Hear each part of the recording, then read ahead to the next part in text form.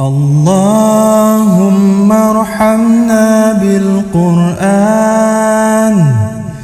واجعله لنا إماما ونورا وهدى ورحمة. اللهم ذكرنا منه ما نسينا وعلمنا منه ما جهلنا وارزقنا تلاوته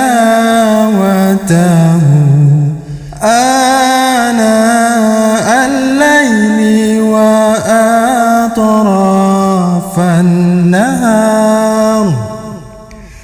واجعله لنا حجة يا رب العالمين.